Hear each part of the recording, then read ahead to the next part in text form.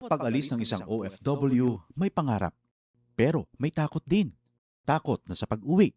Wala pa ring kabuhayan, walang kasiguruhan. Pero nagbago ang kwento. Sa pagsisimula pa lang ng Department of Migrant Workers, maliwanag ang direksyon ni Pangulong Ferdinand Marcos Jr. Itaguyod ang National Reintegration Program. Ito yung program ng Department of Migrant Workers para tuloy-tuloy ang tulong sa kahit nakauwi na yung OFW, ay may tulong pa rin sila natatanggap sa pamahalaan. Sa kanilang pag-uwi ay dapat ganap ang tulong at suporta, hindi mga government agencies na magkakahiwalay, kundi sanib puwersa. Mula sa mga training para sa pag-eempleyo at pagninegosyo, binubuksan ang mga oportunidad na dati sa ibang bansa lang natatagpuan.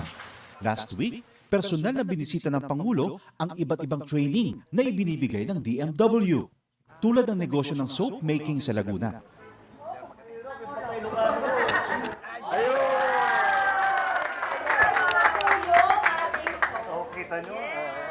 Isa ito sa mga negosyong ngayon nagbibigay ng bagong kita at bagong pag-asa sa ating mga OFW. Isang dating seaman, chef at housekeeping staff. Ngayon, mga negosyante na. Sa pagninegosyo, gumagabay ang Department of Trade and Industry. Ang laki ng ginawa nilang sakripisyo para magtrabaho sa ibang bansa. Tinatawag natin silang bagong bayani. Tapos dapat naman, pag uwi nila, meron din tayo may tulong sa kanila para patuloy naman ang kanilang anak. Sa buong bansa, tuloy-tuloy ang trabaho. Isa-isang inaayos sa mga bagay na nagpapagaan sa buhay ng mga Pilipino. Ang pag-uwi para sa mga OFW, hindi nakatapusan, kundi isang matapang na simula para sa ating mga bagong bayani.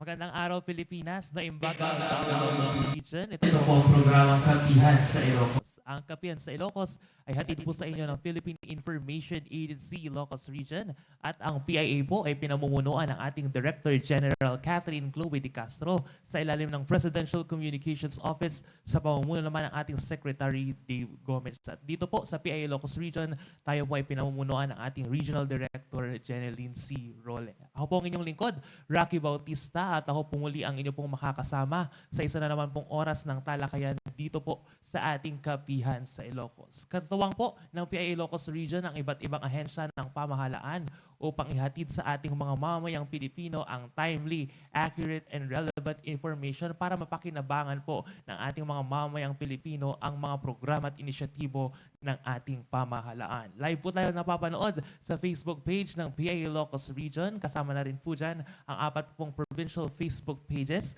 ng ating pong PIA dito po sa Region 1. Nandyan ang PIA Ilocos Norte, ang PIA Ilocos Sur, ang PIA La Union, at ang PIA Pangasinan. Ngayon din po napapakinggan tayo sa ating mga carrying radio stations region-wide. Nandiyan ang DZRL, RPNA, ang radio stations sa Batak City. Ang DWCI 105.1 Adjo FM sa Bidig. Ang DWNI 91.9 FM Radyo Caruba sa Burgos. Sa Ilocos Sur naman po, napapakinggan tayo sa Radyo Kaelian ng Ilocos Sur Polytechnic State College o ISPSC sa Santa Maria Campus at ang Radyo Kabinadang ng ISPSC sa Cervantes Campus. Ganun din po napapakinggan tayo sa ating Radyo Pilipinas sa Agoo. Ito po sa La Union.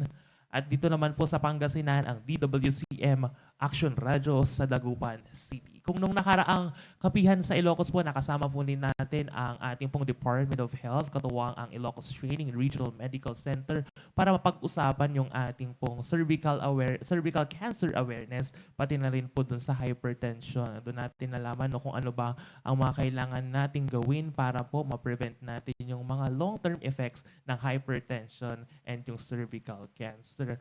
Ngayon namang hapon po ay makakasama natin ang isa pong matibay na partner ng ating pong PIA Ilocos Region, ang Department of Information and Communications Technology Regional Office 1. At live na live po tayo dito po sa kanilang tanggapan dito po sa San Fernando City para ibahagi ang mga programa at inisyatibo ng ating pong DICT patungo sa digital transformation. Ayan, ngayong umaga po makakasama natin ang ating pong Regional Director ng ating DICT Regional Office 1. We have today the beautiful Dr. Jamie Rubiz Chua. Good morning po ma'am and welcome po dito sa ating programang Kapienselo. Finally, ikaw na ang kausap ko ngayon, Ma'am Jamie.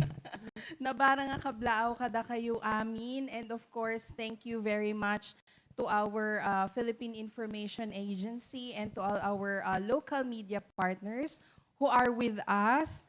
And of course, I would like to greet each and every one of you a happy, happy National ICT Month.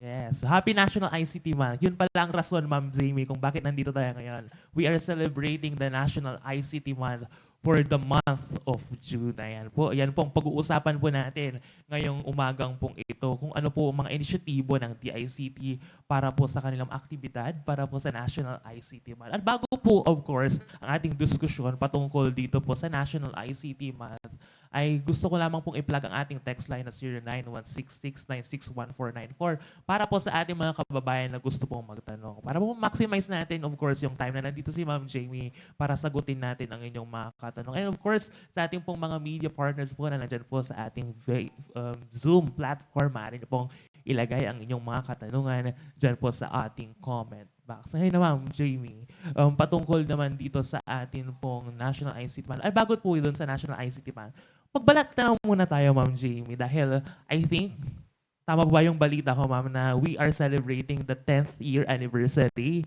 of the Department of Information Communications Technology. Tama ka dyan, Rocky. Isang dekadang digital na po tayo ngayon.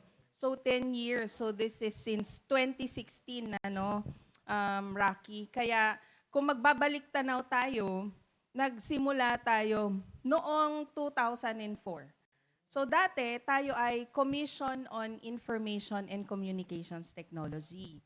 Tapos, yung CICT, ito ay composed ng National Computer Center, tapos National Telecommunications Office, tapos meron din tayo noon, ito kasi mga defunct agencies na, no, Department of Transportation and Communications, so DOTC, and then NTC, and then the Philippine Postal Corporation. Tapos, naging bahagi rin po tayo ng Department of Science and Technology Information Communications Technology Office. So, DOST-ICTO. And nung 2004 din, na-abolish na rin yung Information Technology and Electronic Commerce Council. May ganon. Oo. So, ang dami-dami na pinagdaanan ng mga defunct agencies na na-transform from sa Information Technology Electronic Commerce Council, na-transform tayo sa CICT, hanggang sa naging Executive Department po tayo. And then, lumabas yung Senate Bill 2546, no? And inapprove ito na Committee on Science and Technology. Dito yon sa under DOST-ICTO. Ngayon, nung May 2016,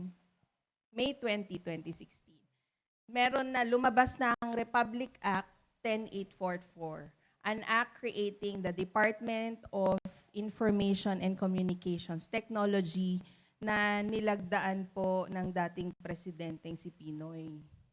And then, after that, noong 2016, syempre, marami na rin tayong mga naging kalihim. Since 2016, kasama natin noon si Secretary Rodolfo Salalima. Tapos, after ng term niya, si Secretary Eliseo Rio Jr., and then si Secretary Gregorio Honasan. Ito rin yung aking birthday na naging kasama ako sa DICT. And then si Attorney Jose Arturo de Castro, and then si Secretary Emmanuel Caintic. And then syempre si Secretary Ivan Uy na pinalitan ngayon ni Secretary Henry Aguda. So ang dami-dami nating naging kalihim. So for 10 years, sa ating mga pinagdaanan, patuloy pa rin ang inisyatibo, Rocky, sa lahat ng rehiyon or nationwide para mas mapaigting ang serbisyo ng ICT. So, sa 10 years, ang daming nagbago. Diba? Yan pala ay 10 taon ng pagbabago para sa digital transformation dito po sa ating bansa, no, Ma'am Jamie. Correct. And of course, mabanggit na din natin yung patungkol dun sa acknowledgement, no, na we are really heading into, we are not heading, we are now in the digitalized era, kaya meron tayong ganitong mga inisyatibo, kagaya nung pagpapatibay ng itong ating mandato sa Department of Information and Communications Technology through the establishment of the DICT as the department. Kung baga meron tayong acknowledgement na we are here now, we are in the digitalized era. Gaano ka-importante, Ma'am Nat? We started from, the commission pa tayo noon. Tapos, Yes. ngayon, nasa department era na tayo. Yes. Celebrating 10 years. How is it important po? Very important ito kasi we were nothing when technology and innovation was not around, no? But now, for the 10 years, span of 10 years, you can feel that information, communications, and technology is very much felt, no? Sa simple communication mo lang, andyan na. Sa simple na pagtawag mo, sa gamit mo ng cellphone mo, paggamit ng computer na makabago, and pwede kang magtrabaho gamit mo ang computer mo na nandun ka lang sa bahay. And yung sa evolution, dun sa mga ICT na meron ngayon or everything at hand na, nagagamit yan, and that is part of the policy and then guidelines and then part of provision of solution to all people na itong mga ICT, pwede natin siyang gamitin to alleviate our everyday life, no? Yung sa condition natin.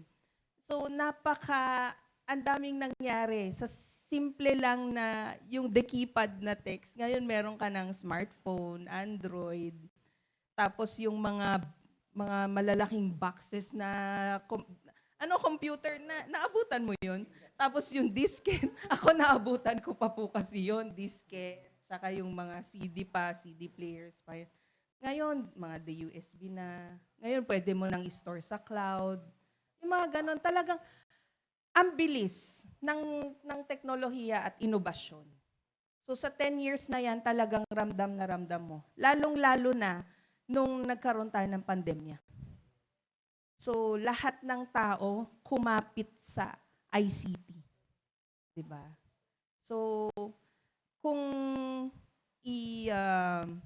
if you are going to compare the difference, talagang malayo na ang ating narating. Ngayong ang ICT at mga iba't ibang programa ay nandirito. Within reach na lang siya. And speaking about dun sa 10 years natin, no, Ma'am Jamie. Ngayon, we are celebrating, now June 1 po, no, we are celebrating the National ICT Month. Ayan. Yes. Gano'n ka-importante that we are celebrating this month at ano-ano ang mga programa at mga inisyatibo ng DICT for the whole month of June po? Nako, iniisip ko pa nga lang Actually, sa lahat, no, kailangan you need to check also our Facebook page, official Facebook page. Meron kaming month-long activity for our 10 years, no, anniversary celebration. Actually, yearly naman natin ginagawa at kino-commemorate ang ICT month. So, pag June 9, 2016, ito po talaga yung pinaka-birthday natin sa DICT, June 9. Pero ang start ng celebration talaga natin, month-long is from June 1 to June 30. So, meron tayong weekly na, key activities, no? So, for week 1, that's June 1 to 5, ang ating activity is on konektado tayo. Magkakaroon tayo ng mga town hall sessions. Sa week 2 naman is on cyberbayanihan. And then week 3 is Digital Workforce Week. And then sa week 4 ay Walang Iwanan Caravan. Ito yung mga eGov Super App on Wheels natin. And then week 5 naman is Bayani sa Last Mile Awards. Ito yung culmination na natin. Magkakaroon tayo ng stakeholder engagement. Kasi napaka-importante sa atin ang ating mga partners. Kasi wala kami dito kung wala po kayong tumatangkilik sa aming mga programa. Jump pack po talaga nung may tuturing natin ang ito pong ating National ICT Month for the month of June. Busy ang ating Department of Information and Communications Technology Correct. for the whole month of June because of our celebration. Nabanggit nyo na po kanina yung patungkol dun sa ating mga initiative per week. Per week po pala tayong team. Connectivity, number 1 po, Yes. Ma'am Jamie. Oo. Ano na ba yung mga inisyatibo na nagawa natin from the Department of Information and Communications Technology to really amplify yung ito pong connectivity measures po natin para maiparamdam sa mga Pilipino na walang Pilipinong left behind para dito sa connectivity po? For connectivity, for the week 1, meron tayong Bayanihan SIM distribution. Ito ay gaganapin naman sa Anda, Pangasinan. Pero patuloy pa rin naman tayong nagdi-distribute ng ating mga Bayanihan SIM. At Rocky, para alam mo rin, ito ang ating Bayanihan SIM. So, na libre po na binibigay natin sa ating target beneficiaries. And this is 25 gig monthly subscription na data na ibinibigay po natin ito sa mga estudyante. And lately po is sa ating mga 4-piece beneficiaries in partnership. Nung una, in partnership tayo with DepEd for the students. And then next is for our 4-piece in partnership with DSWD. And then we have an expansion again for the Bayanihan SIM for ANDA distribution in Pangasinan. Of course, apart from that, ongoing pa rin naman yung ating connectivity sa ating mga different provincial offices. Meron tayong tinatawag na FOC or fiber optic cables that is installed. And then our LEOS or low Earth orbit satellite or yung mga Starlink na nakikita nyo dito ngayon sa ating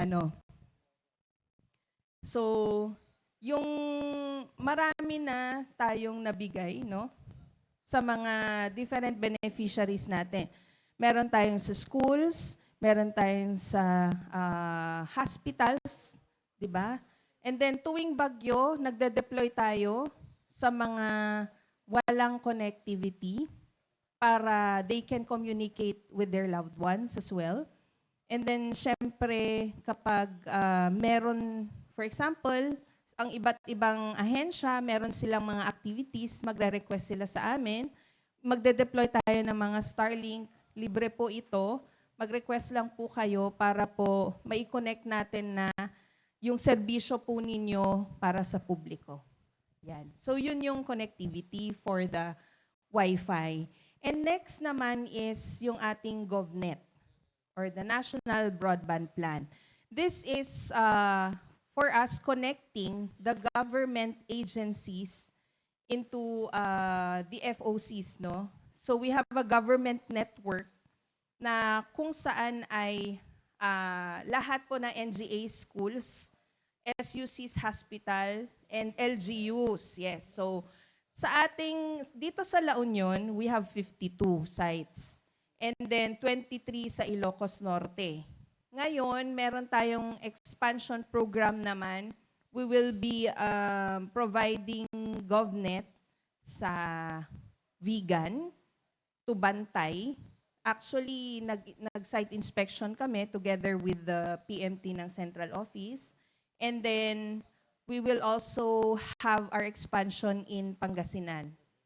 So, yun po tayo. And we will be having our launching, syempre, in our GovNet in Lawag City. Na yun po yung bago. Ganon siya. So lahat, hopefully, almost all government agencies po ay magiging konektado po sa ating government network. This is our actually really manifestations, no, Ma'am Jamie, na kung gaano natin pinapahalagahan yung connectivity na, kaya nga nasabi natin kanina na walang Pilipinong maiiwan na offline. Yes. Walang maiiwan na hindi nakakapag-connect. Because, gaya ng sabi ko nga palagi na it's really important to be connected dahil everything is there na po, no? Nasa digital, ano na po talaga tayo. Now, doon naman po tayo sa atin pong Bayanihan SIM. Yan po, ang ganda actually ng inisyatibo ito na through this SIM ay nagkakaroon ng connectivity ang mga tao. Ilang na po ba ang mga nabigyan natin ng Bayanihan SIM from all over the Ilocos region since we launched our Bayanihan SIM? Yes, we were able to distribute 24,454 bayanihan SIMs already, no? So, meron tayong 24,041 provided ito sa DepEd beneficiaries natin, and then 413 naman sa 4Ps natin with DSWD. Sa Ilocos Norte, meron tayong 10,868, and then Ilocos Sur, 10,977, and then sa Pangasinan is 2,609. Marami pa po tayong mabibigyan, no? Kasi maraming request din po ang ating different agencies such as DSWD na gusto nila, apart from the 4Ps, meron pa tayong beneficiaries na mabibigyan. Kaya sinasama po natin yung listing din sa kanila. So, we successfully distributed 24,454 and we received 25,000 bayanihan SIMs, no? And syempre in partnership pa rin with the different agencies. So tulong-tulong talaga kami na mag-distribute itong bayanihan SIM. Apart from pag-distribute namin sa mga beneficiaries, lalong-lalo na sa mga bata, nagkakandak din kami ng cyber hygiene sa kanila. Kasi syempre, pagkatapos nilang i-register yung kanilang SIM, upon receipt, you have to register your SIM. And syempre, sasabihin namin sa kanila na bawal niyong ibenta ang SIM card mo. And bawal mong gamitin ito sa masama or sa mga scam or fraudulent activities kasi matatrack natin ito, di ba? And then syempre, kailangan i-download mo yung eGovPH app mo para rin sa mga IDs mo and para sa SIM registration mo and para mas ma-optimize mo ang use ng government services through the eGovPH app.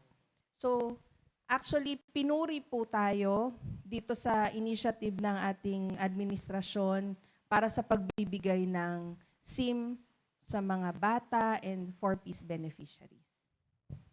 Napakalaking tulong itong bayanihan SIM natin, Ma'am Jamie, para mabigyan natin ng connectivity itong ating mga kababayan, lalo na yung mga nasa vulnerable sectors po natin, no, Ma'am Jamie. And we look forward na mas marami pa ang makinabang dito. Doon nga sa sabi nyo kanina, meron tayong 25,000 na inilook forward na ipamahagi para sa ating bayanihan SIM. Ayan, Ma'am Jamie. Ang dami na natin na pag-usapan patungkol sa connectivity. Punta naman tayo dun sa cyber bayanihan natin. Ano bang mga inisyatibo naman natin para sa cyber bayanihan? Dahil nabanggit nyo na rin kanina yung binibigyan natin ng mga lectures itong ating mga beneficiaries ng bayanihan SIM through their cyber hygiene lectures po. Ano pong mga iba pa pong mga inisyatibo natin patungkol dyan? Okay, sa week 2 naman, ang mga activities natin is magkakaroon tayo ng cybersecurity awareness, no? Yung cybersecurity awareness, ito yung different stakeholders natin. For example, yung mga bata. They have to be educated on sites that they should not click or go to. Okay. And then next is yung for them on how to protect themselves online. Kasi mga bata to marami ng criminal online kasi lahat pinapasok na ng scam and everything. Actually, pati senior citizens. Love Ah, scams. yes. Love scams. Yung mga ganun siya. And we have maraming, what's this now? For you to stay healthy online, yan yung mga binibigay natin as awareness seminars doon sa ating mga stakeholders. So, Guide for Safe for Internet. And then, magkakaroon din tayo ng webinar para sa mga kababaihan. And then, sa lahat po ng ahensya, nagkakandak rin po tayo ng cyber hygiene, no? Para alam din nila yung mga do's and don'ts. Pag na-hack ka, and then kung ano yung mga password na dapat mong piliin or gamitin para hindi madaling ma-hack, and how you protect your system from hacking, yung mga ganon. And then kung may hacking naman na nangyayari, i-report nyo po sa amin at tutulungan po namin kayo na isangguni natin ito sa ating Cyber Security Council.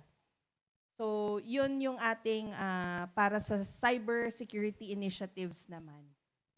Super importante din itong mga inisyatibo na to, no, Ma'am Jamie, lalo na mataas ang proliferation ng ating pong mga scams, yung mga hacking. Lalo na dun sa, unfortunately, meron nangyayari yung mga USAIC natin, yung mga sexual exploitation ng mga Correct. children, di ba, Ma'am? Tama It's yan. very unfortunate na may nangyayari na to. Pero at least meron tayong ginagawang mga inisyatibo para i-educate yung ating mga kababayan, lalo na yung mga kabataan natin kung anong kailangan nilang gawin at hindi gawin para maging Gaano po ka-importante din yun, Ma'am Jamie, that we are partnering with other agencies such as the DSWD Yes. or the National Bureau of Investigation para matigil natin yung mga ganitong mga proliferation ng mga unfortunate events sa sa digital space. Oo. Aside from the hacking, actually, this is a protection for yourselves as well na lagi naming nire-remind. Pati parents actually, we are educating them because they need to protect also themselves and their children. Kasi pati mga minors meron ng cellphones, no? And then, ang kagandahan din po sa mga ito is, very much protected kayo. Kahit sa simple reminders lang, nasasabihin namin na you protect yourself, wag i-click yung mga anonymous links, yung mga ganyan, and ipapakita namin sa inyo kung ano yung difference ng legitimate link and yung mga scam na link. At saka wag kayo magpapaniwala na lalong-lalo na sa pera. Alam mo naman yan. Kung sasabihin niya na mag-send ka ng piso, ang balik sa'yo ay 100 pesos and it's too good to be true. Pag too good to be true na po yan, hindi na siya ganun totoo. And then, yung sa amin, meron kaming porn blockers sa aming mga Wi-Fi sites na na-install.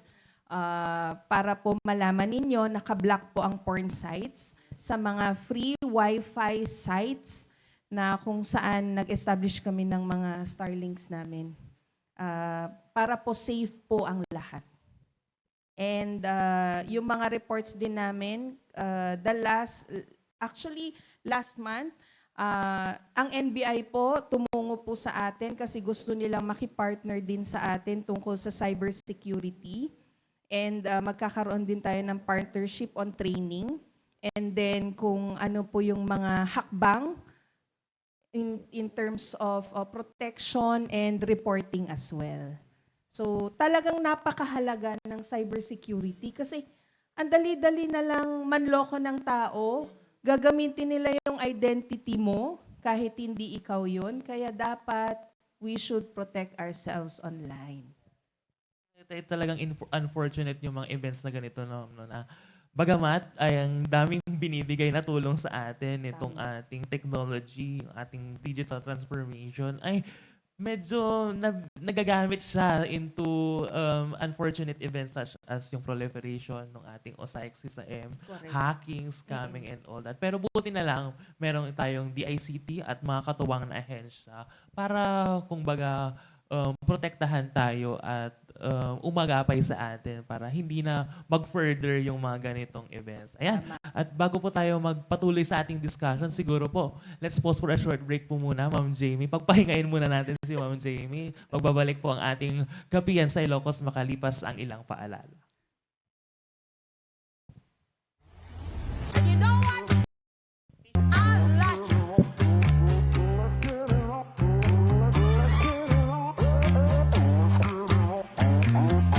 Naimbag nga Latayami na po, asyak ni Ferdinand Balatico, may isa kadigiti empleyado ti Ilocos Norte Rural College, pasugin ni Ilocos Norte, nga recipient dito Bayanihan SIM, nga sponsoran ti DICT and Globe Telecommunication. Dito apo pasukin, napintas ti signal ti Globe. Dito yung programa ti gobyerno ket dakkel ti may tulong na kadigiti estudyante nang nangruna kadigiti pagkasapulan da iti panagbasa da. And kastamot kadigiti mang sursuro kadigiti empleyado ti eskwela. Ket dito apo tibmikan dito nga gundaway nga panagyaman kiti napalaos nga tulong nga intedyo iti ubing kundi empleyado ti nanumong eskwela tayo ng Ilocos Norte Rural College. Thank you and mabuhay. Hello, I am JVNR Salazar, mangisurid to Ilocos Norte Agricultural College, and I receive a SIM from TM, so amok dito ket makatulong iti pada ka mangisurusurod dito inak ken kadigitoy met lang estudyante. Napigsa iti signal itoy na amok nga matulungan na amin nga naikan na dito nga SIM card. Agyaman akti ado. Thank you at DICT. Thank you. Ako po si Daphne Azur at nag-aaral sa Ilocos Norte Agricultural College.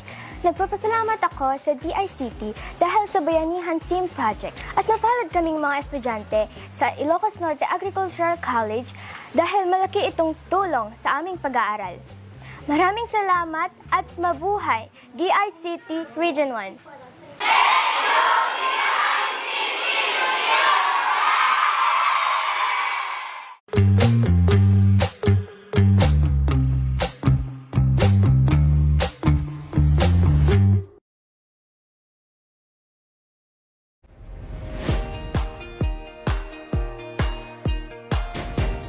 Po si Ma'am Lizelle Gutierrez ng Payata National High School po. Malaking tulong po para sa amin itong libreng SIM card na mayroon na din pong load for 1 year para po sa mga estudyante namin. Kasi totoo pong hirap dito mag-conduct ng online classes sa mga panahon na wala po kaming face-to-face classes kasi madalas po dito malakas ang ulan. Ang hirap po para sa mga estudyante namin maka-access sa internet kasi karamihan po sa kanila, syempre kulang ang load, walang internet sa bahay. So napakalaking tulong po ito para in case po na masama ang panahon, yung learning po ay masisiguro pa rin po namin na meron pong continuity at nagpa-follow up namin yung mga student namin. Sa DICT, nagpapasalamat po kami. Napakalaking tulong po nito para sa aming school. Nang sa ganun po ay higit pa naming ma-improve ang teaching and learning process po sa kabila ng mga hamon. Sana po hindi lang po ang school namin ang maabot ng DICT. Thank you so much.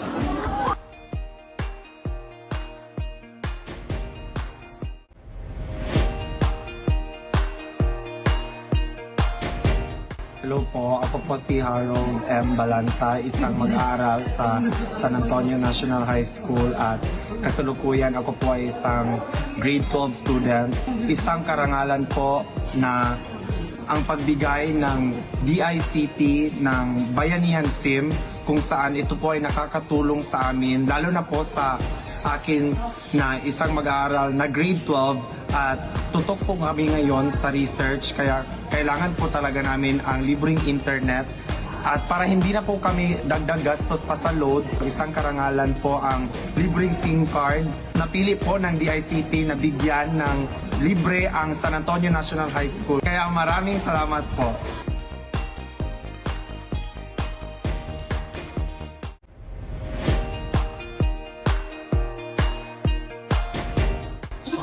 Ako si Miriam Bolos Reyes, grade 5 teacher dari sa Maambong Elementary School.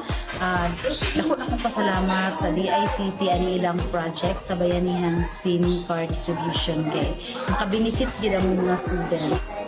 isip usa ka magtutudlo nga ang among mga bata dili tigit sila maglisod pang magasto pa sa pagload. So apil po sa mga ginikanan na ilang mga anak usayong mugawas para mag-online.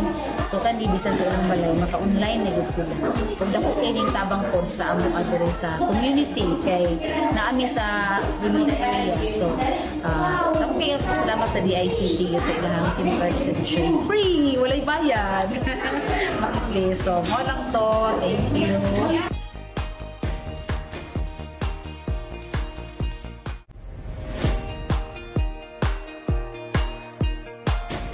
We are very thankful from LPJ Anyana Elementary School dahil this SIM project is very useful. Dito sa amin kasi sa LPJ, not all the pupil can afford to buy load. Upon hearing that we have this Bayanihan SIM project, lahat talaga masaya.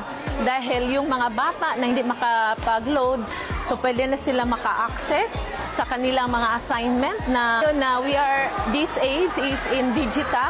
Maligayang maligaya ang mga, especially the parents. Salamat talaga ng marami kay President Bongbong.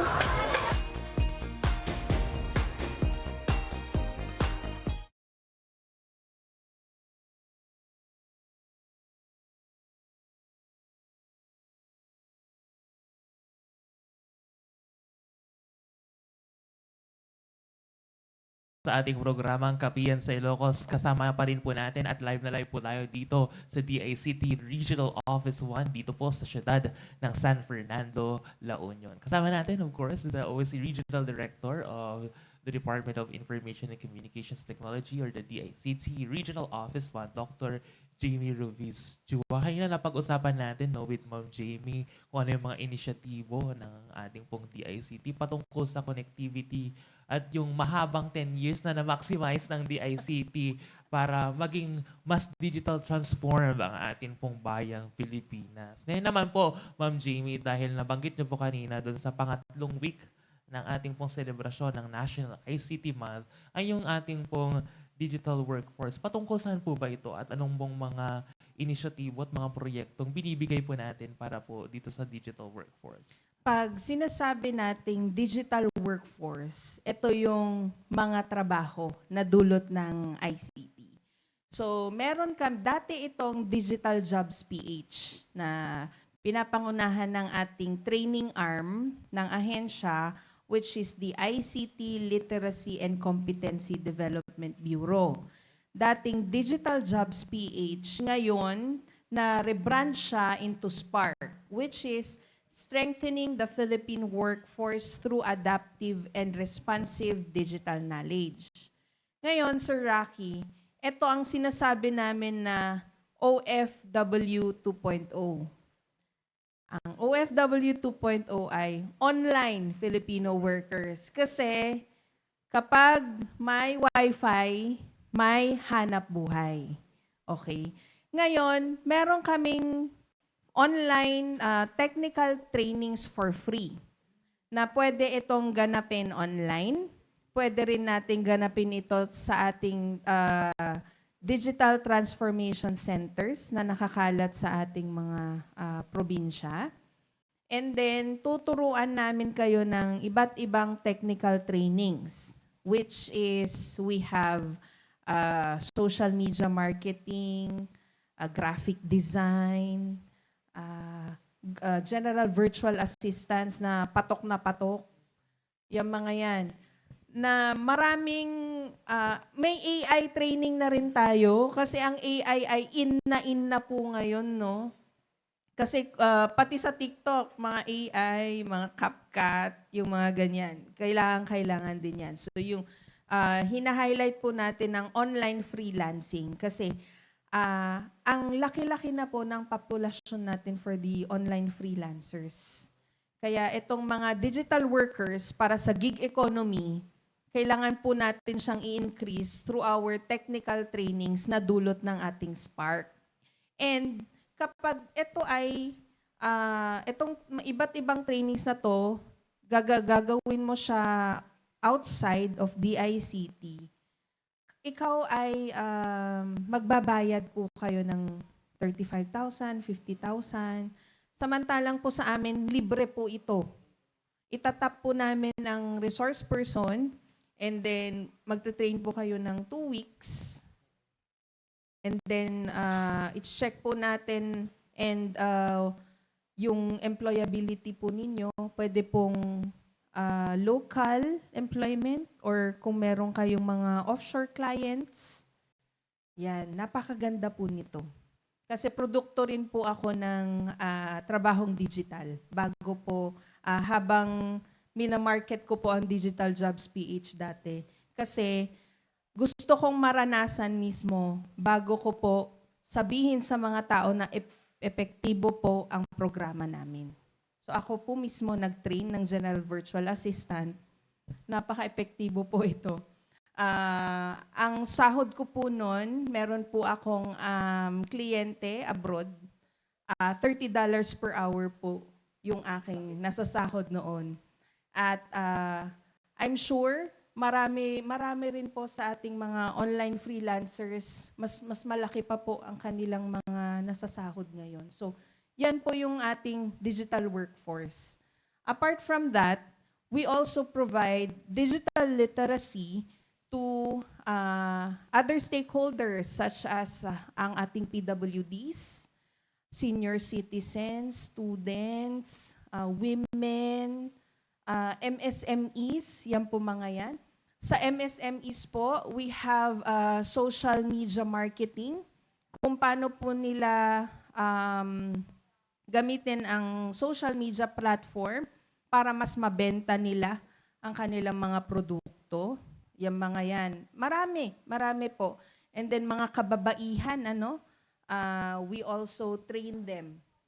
Sa mga PWDs po, we also go, mga PDLs, we also we provide trainings po. Pupunta po kami sa jail in coordination with Bureau of Jail Management.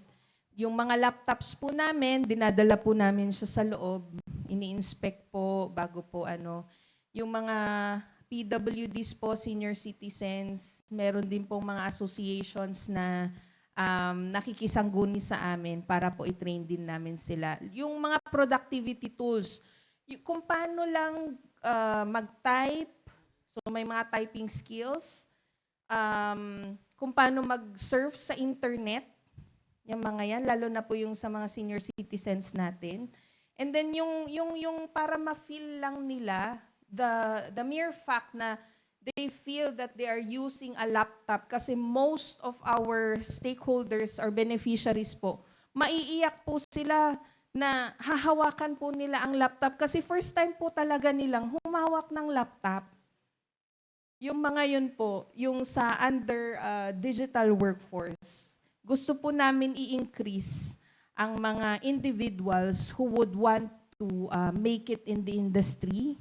And then next is, we would like to increase digital knowledge sa mga individuals para po nakikipagsabayan po sila sa makabagong technology on how to navigate, just simple tools.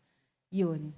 Saka itong mga bagay na to na nababanggit natin, Ma'am Jamie, ito'y kumbaga malinaw na pagpapatunay na malawak na sakop ng digital space and therefore ang malawak din na mandato ng DICT. Yan. Biruin mo, marami na tayong mga trabaho na nag-sprout because of the digital space that we have now. Tama po, Ma'am Jamie? Correct. And patungkol naman po dito dahil nga ito pong ating digital space ay talagang minamaximize natin for the benefit of the people. Ano naman pong mga inisyatibo na talagang ginagamit natin itong ating pong digital space para po sa ease of doing business sa mga government offices such as the DICT? Okay. Going to the ease of doing business, dati kasi ang ating mga businessmen and women, pumipila ka sa mga permits and licensing, para lang makapag-renew ka. Yan, yung mga, super tagal, maghihintay ka pa. After 3 days, saka ka lang babalik ka ulit sa munisipyo, kukunin mo yung dokumento mo, tapos may mali na naman sa sistema, balik ulit, ganyan. So meron kaming digital government program through the ELGU. Okay? Ito ay systematized na para sa ating business process and licensing services. Na dati-dati manual na, no? Pero ito, pag magre-renew ka, just one click sa cellphone mo, pwede ka na mag-renew. So we have 107 operational LGUs na who are using our ELGU. Sa Ilocos Norte, meron tayong 22, and then 28 sa Ilocos Sur, and then 17 naman sa La Union, and then sa Pangasinan ay 40. And then apart from that, pwede ka na makapagbayad. Online din. Yes. So meron tayong eGovPay. Yan. Yan yung ating mga initiatives para mas streamline yung process, business process din sa transaction sa mga business permits and licensing. And meron tayong, nagpapatraining din tayo, may mga upcoming municipalities din na lalagyan natin ng systems kasi chine-check din ito ni ARTA. Minomonitor ito ni ARTA eh. Kasi they need to have a system that will streamline the operations para hindi po mapagod or magbigay ng inconvenience, lalong-lalo na po sa ating mga business men and women. So ganon. We also conduct trainers assessment, dry run, tech support, engagements din, refresher courses, yung mga ganon. Ang ating mga BPLOs, ito po yung ating mga katuwang sa ating systems. So we go there and train them, and then magha-hands off tayo kung kaya na nilang i-operate yung system on their own. And then, secondly, we have the eGovPH app. Ang flagship program ng ating pong DICT. Yes. Napakagaling po ng DICT. Of course, pinapangunahan po ito ng ating Undersecretary David Almirol Jr. Na kung saan meron po tayong in-house programmers para po sa ating eGovPH app. May eGovPH app ka ba? Of course. Ipakita mo sa akin. Para bang nai-uninstall ko ata. Huwag ka mag-uninstall. Yung eGovPH app, meron tayong 106,134 new users na. Dito lang sa Region 1 yan ha. Yes, Region 1 alone. And increasing po. No? And then, meron din tayong tech support. And then, may mga promotional activities po tayo sa eGovPH app. Kasi sa eGovPH app, maa-access mo na dito yung mga e-travel. Yung sa trabaho, pwede mo na yung sa renewal, yung national ID mo, pwede mo access dyan. Yung lisensya mo sa LTO, nakalimutan mo yung wallet mo, andyan ang eGovPH app mo. So, sa mga hindi pa po naka-download ng kanilang eGovPH app, i-download nyo na po ngayon. It just takes 2 minutes, 3 minutes load the app. Ito po ang ating eGovPH app QR code. Ayan po. Pwede nyo pong i-download. I-scan nyo lang po. Ito po sa ating screen. Yan. Download nyo po ang ating eGovPH app. And gwapong-gwapo po kayo kapag download nyo po yung inyong eGovPH app. And pakitapin po yung mga katabi ninyo kapag wala pong eGovPH app para in na in po sila kasi mas mapapadali yung access mo sa serbisyo sa gobyerno through the eGovPH app. Napaka-importante rin itong inisyatibo na to ng DICT naman. Kasi everything's there already, no? Yes. You forgot your wallet. Kailangan mo ng ID. Oo. Through the eGov app, meron na agad ID. Tama. Tapos all your transactions sa government, PhilHealth, DFA and everything, kailangan natin andito na agad sa ating pong e-gov. Gano'n po ka-importante para ma-emphasize po natin na kailangan nating i-download talaga itong ating e-gov app, Ma'am Jamie. Itong eGov PH app, napakarami pong features nito. If you're going to open it, you can access different agency services. Agency services such as meron tayong BIR, yung sa LTO, pwede rin po kayo mag-renew dyan.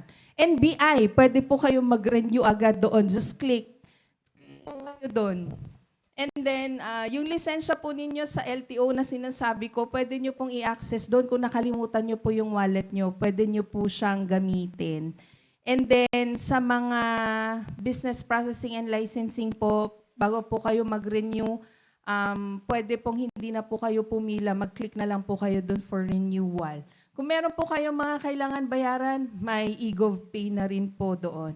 Yung mga in and out po na travelers sa Pilipinas, meron pa po tayong e-travel. Very accessible po lahat. May e-trabaho rin po tayo dyan. Pwede nyo rin pong i-upload yung inyong mga resume dyan, no? At sa mga CVs para po sa mga naghahanap po ng kanilang mga trabaho at maraming iba pa. Parang in just a single click, andun na lahat. Kaya ano pa po ang hahanapin nyo? Wala na po. Kaya mag-download na po kayo ng eGov PH app. Na-remind nga ako, Ma'am Jamie, itong aking NBI clearance ay expired na pala. Kailangan ko i-renew. Mag-renew ka na through the eGov PH app. Ayan, Ma'am Jamie, no, ang dami talagang nabigay ng ating pong information and communications technology dito sa ating buhay as Filipino. Ngayon naman po, isa pa dun sa support na binibigay natin ay yung suporta natin sa MSMEs. Ano po ba itong mga proyektong patungkol dito sa ating mga MSMEs naman, Ma'am Jamie? Okay, sa ating mga MSMEs, apart from, yun nga, yung sa eGov PH app rin na nasabi natin, and then sa kanila, sa pagre-renew sa kanilang business permits and licensing, syempre part na yun ng LGU, pero mas mapapadali on their part sa pag-renew ng kanilang mga lisensya. We also conduct different technical trainings for them. Tulad nga ng sinabi ko, we have the the Spark training under the ILCDB na kung saan i-highlight natin yung skills nila on how to market their products online. And then, pwede rin po natin silang i-train on graphic design para sila na po mismo yung gumawa ng kanilang mga logo. Biruin mo, if you're going to commission someone to make a logo for you, that will take how much? And then how much edit? Maximum, siguro 30,000. Just 5 edits yan. Pero kung ikaw, magaling kang gumawa ng sarili mong logo, sa sarili mong business, nakatipid ka. Yung 30,000 mo, pwede mong ibili sa raw materials mo kaysa sa... Puhunan na lang po, no? Exactly. Kaysa, diba? And then, we are going to show you on how to market things online, dun sa marketplace. And then, iwas scam na rin. And then we're going to show you legitimate sites on how you are going to market your products. Pwede rin siya for international or just local. We have basic graphic design, video editing, using Canva training. May partnership kami actually with DTI, Ilocos Sur, and then DTC Ilocos Sur. Meron tayo niyan. And ang kagandahan din nito, if you're going to be trained through Canva and video editing, kasi ang attention span ngayon ng tao, mabilis na lang. Hindi tulad dati na babasahin mo pa, di ba? You have that patience to read. Now hindi, everything is quick eh. So yung pag-flash through the videos na ika-capture mo lahat-lahat na ito, no? Ituturo sa'yo, siguro 3 minutes. Kasi 3 minutes beyond, yung attention span na nung mga viewers mo, wala na, mababa na. Yun, ititrain namin sa iyo kung paano maging interesting and to capture yung mga pwede mong buyers dun sa product mo. At marami pang iba. Pwede rin naman sa internal system nila for the AI, for example, pwedeng sa system nila is kulang na yung materials mo nito, raw materials mong ito, kailangan mo na mag-purchase. Yung mga ganun. Yun yung mga technical trainings na pwede po nating ibigay sa ating mga MSMEs. So, ang dami talagang naibigay na tulong sa atin, no, ng ating pong information communications technology para sa ating buhay. Ngayon naman po, Ma'am Jamie, sa panghuli siguro. Looking forward, I know na sa 10 taon, ang Department of Information and Communications Technology, marami ng accomplishment para mabigay natin yung dapat na programang kailangang mag-benefit ang ating mga kapwa Pilipino. Ano na lang po ang nating nilook forward in the next years ahead for the DICT? In the next years ahead, syempre, ipagpapatuloy namin ang aming mga serbisyo patuloy para sa impormasyon, komunikasyon at teknolohiya. Katuwang niyo po kami dyan. And continuous po yung delivery service namin ng free Wi-Fi for all. We will be expanding our GovNet services to the government agencies. And then, papaigtingin po natin ang ating Cybersecurity Council. We also established that. And then, yung ating digital literacy program na kung saan lahat po ay marunong gumamit ng computer or yung mga simple ICT tools.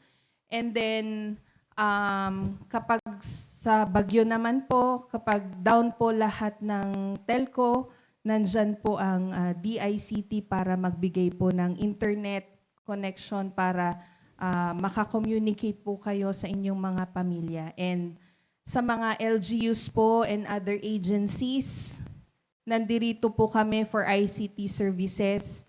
And hopefully po, we will be navigating more on the AI space para po we make our data work for us. Na, for example, in just one click, lalabas na lahat ng data na kailangan natin. So, ganun siya. And we look forward to more new, stronger, para mas marami pa po ang matutulungan dito sa ating region.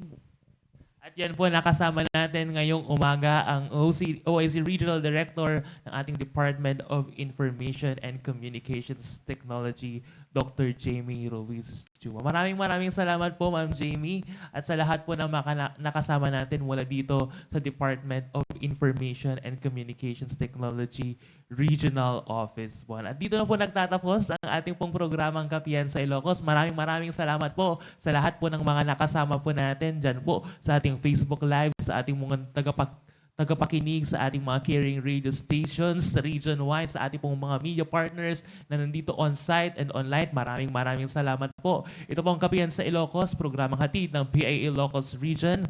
Ang PIA po ay pinangunahan ng ating Director General Catherine Chloe de Castro sa ilalim ng Presidential Communications Office led by our Secretary Dave Gomez. At dito po sa PAA Region 1, we are headed by our Regional Director, Jeneline C. Role. Ako pong inyong lingkod, Rocky Bautista, Information Officer 1 mula sa PAA Ilocos Region. At kami po sa PAA naniniwala na well-informed Filipino is an empowered Filipino. Maraming salamat po. Happy month.